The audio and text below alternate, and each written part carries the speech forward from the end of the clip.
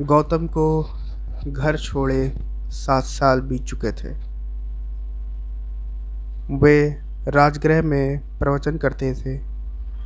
उनके पिता राजा शुद्धोधन ने 1 वर्ष के भीतर 10 दूत उनके पास भेजे थे कि एक बार दर्शन दे दो। वे कपिलवस्तु पहुंचे। उनके साथ उनके दोनों प्रिय शिष्य सारिपुत्र और मौदगल्याण भी थे। वहीं दोनों शिष्य जिनकी अस्थियां सांची के दूसरे स्तूप में मिली थीं, उन्होंने कपिलवस्तु के दक्षिणी छोर से भटकना शुरू किया।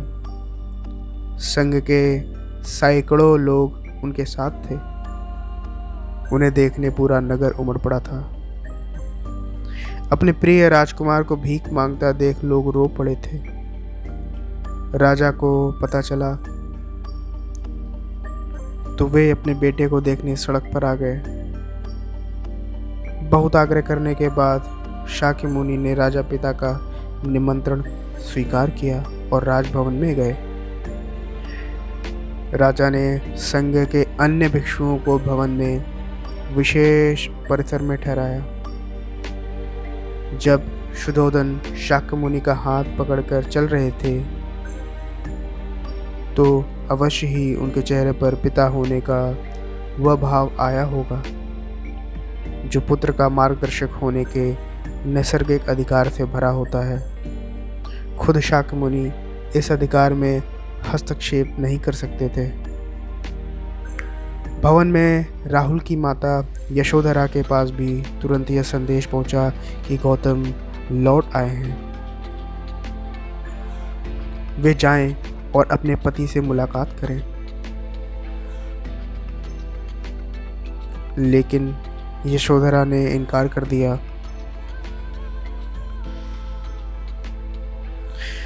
गौतम उसे छोड़कर गए थे, आज लौटे हैं तो वह क्यों जाएं भला उनका सत्कार करने।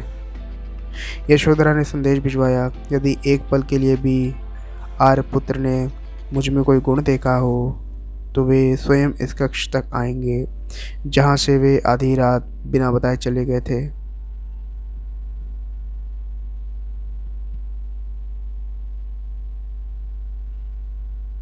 तथागत राहुल माता का संदेश पाकर उनके कक्ष की ओर बढ़े। उन्होंने दोनों शिष्यों से कहा,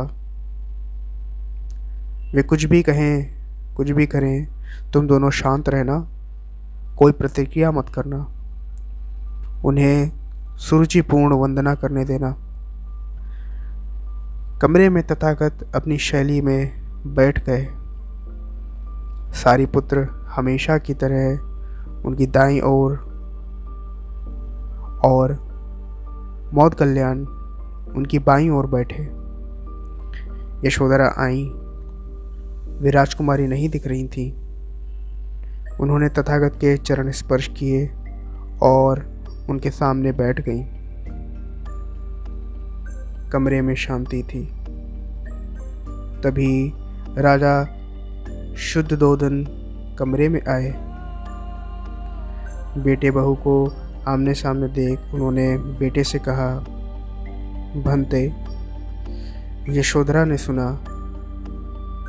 आपने काषाय वस्त्र धारण किया है, तो उसने काषाय वस्त्र पहन लिए। उसने सुना आप एकाहारी हो गए हैं, वह भी एकाहारी हो गई। आपने उत्तम पलंग पर सोना त्याग दिया तो इसने भी त्याग दिया। आपने माला का त्याग किया, गंध का त्याग किया तो इसने भी वह सब त्याग दिया।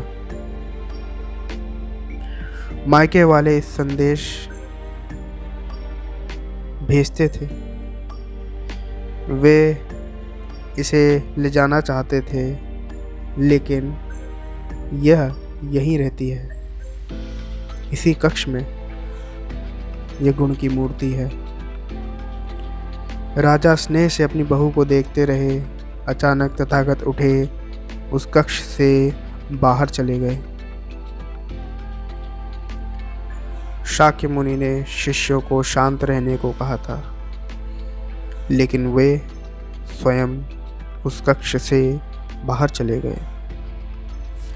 मैं हमेशा सोचता हूँ उस पल क्या हुआ होगा, लेकिन उनके मन के भीतर कैसे कैसे विचार उठते होंगे। क्या संबोधि एक लघु क्षण होता है या दीर्घ क्षण? क्या संबोधि एक अनंत अभ्यास है? क्या संयम उसका गरुण ज्ञान है? धम्मपद का 13वां श्लोक बार बार याद आता है। यथागारम दुषेन वुट्टी समिति विपक्षाति एवं अभावितम चित्तम रोगो समिति विभाक्षिति।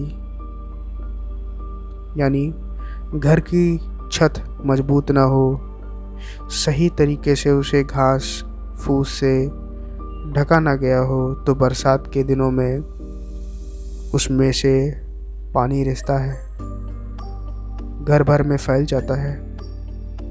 उसी तरह ध्यान और एकाग्रता हमारे व्यक्तित्व की छत है।